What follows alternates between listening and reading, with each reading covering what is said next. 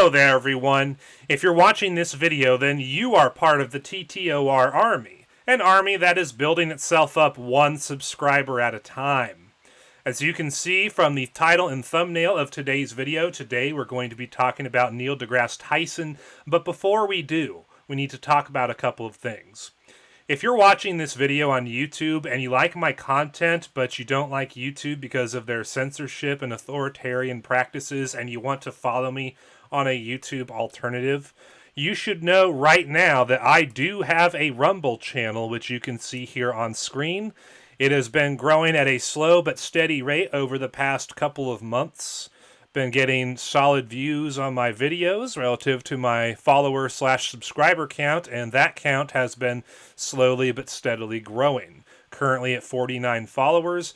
I would love to get as big as possible on Rumble, as far as I can control it and as far as you are interested.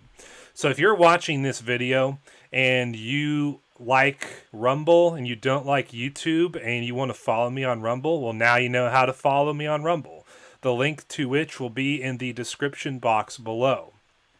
But let's say you don't like YouTube and you don't like Rumble because Rumble also has some really weird authoritarian community guidelines on their website. Well then, I have good news for you. I have my own YouTube alternative called Quarter, which you can see right here on screen. Quarter is an open source alt tech alternative to YouTube that I started about a year and some change ago, and it is very rich in features.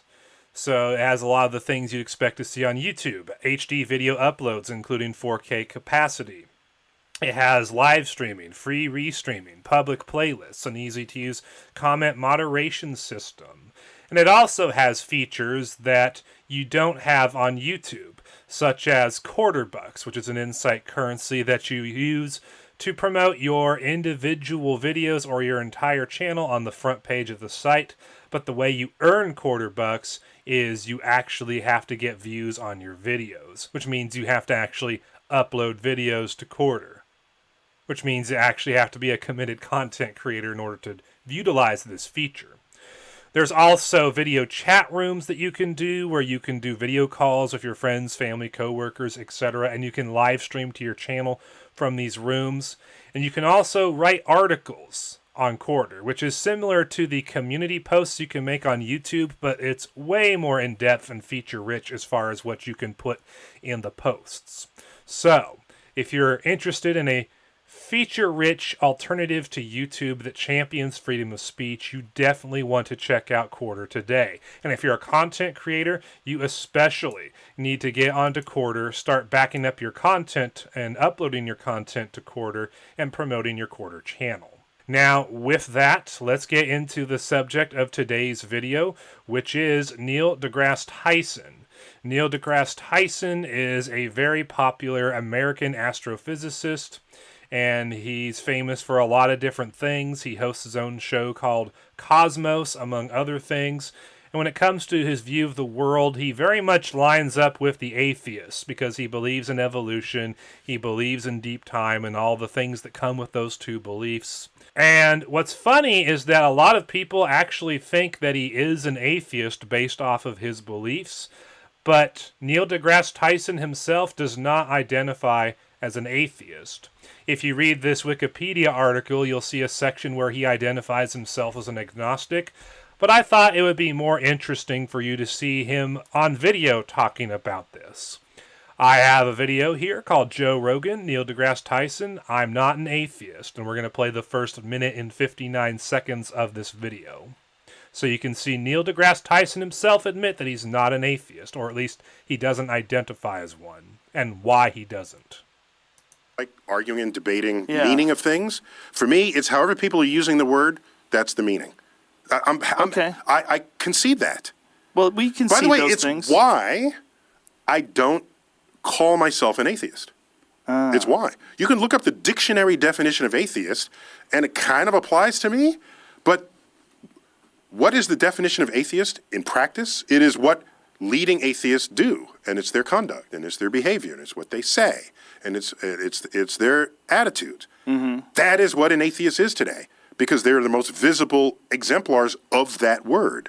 And most of their conduct, I either don't agree with or simply don't engage in. What don't you agree with?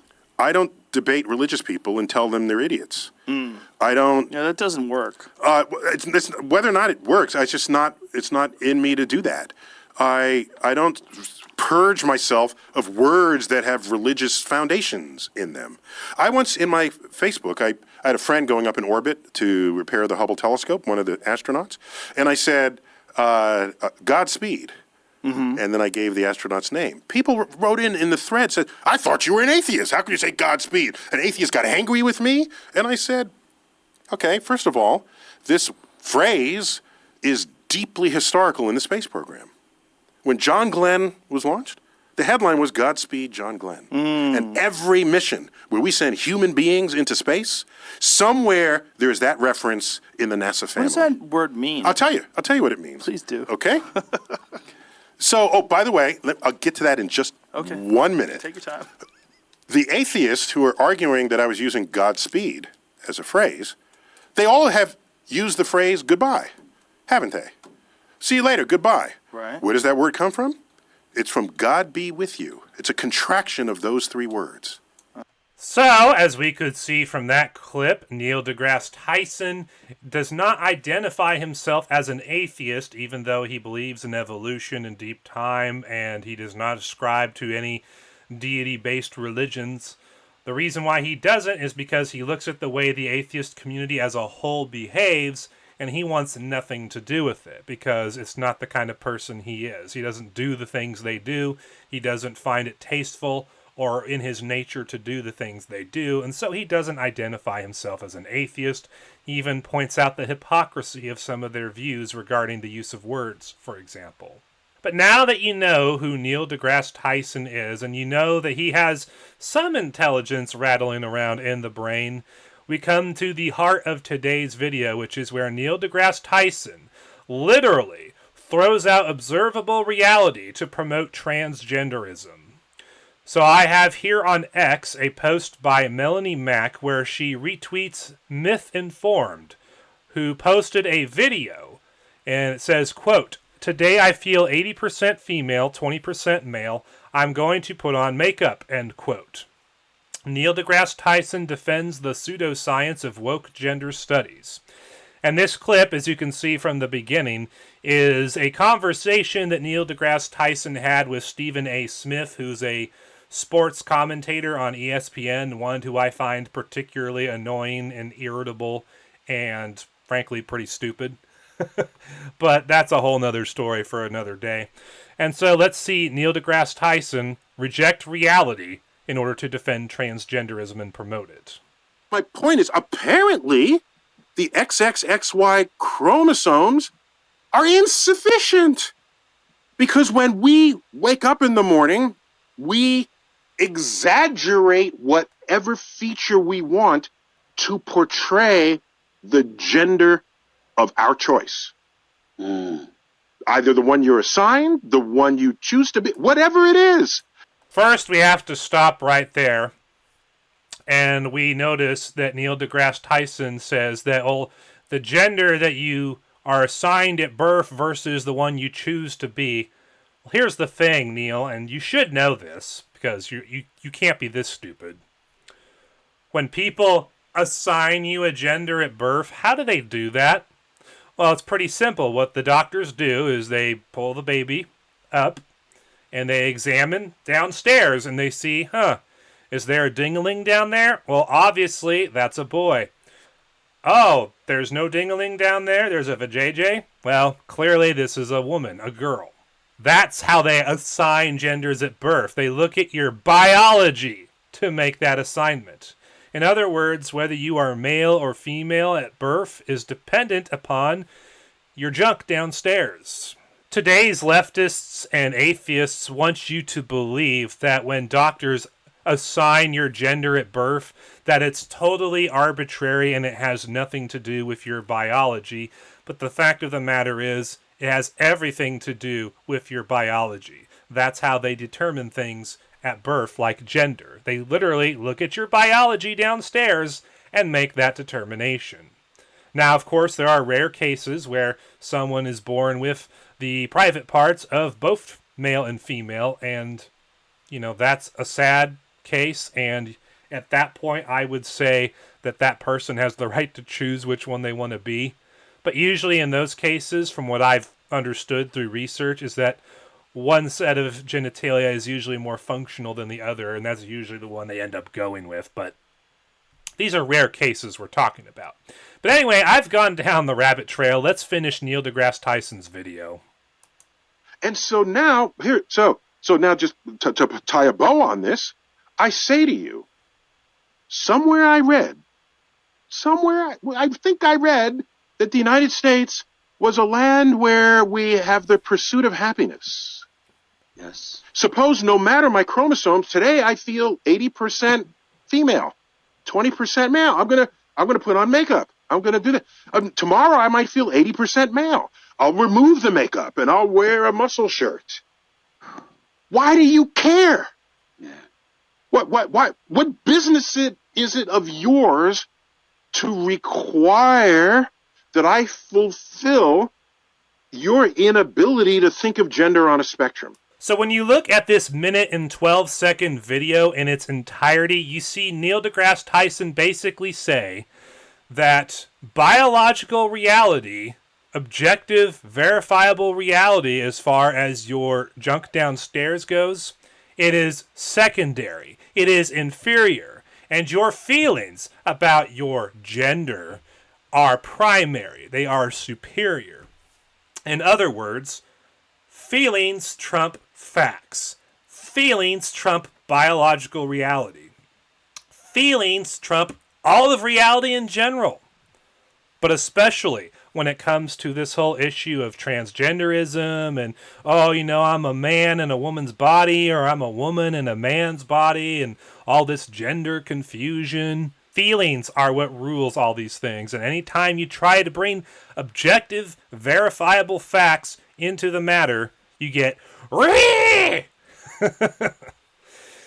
But Neil deGrasse Tyson rejecting observable reality in order to promote transgenderism, that is not anything new. Atheists and evolutionists have been throwing out observable reality my entire life and beyond in order to justify their belief in atheism and evolution in billions of years. You don't believe me? Well, I can prove it right here and right now.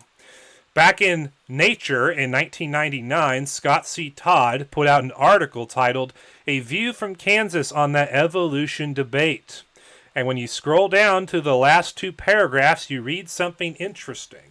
Scott C. Todd writes, additionally, one must question the interpretations of the observed phenomena and discuss the weaknesses of the model.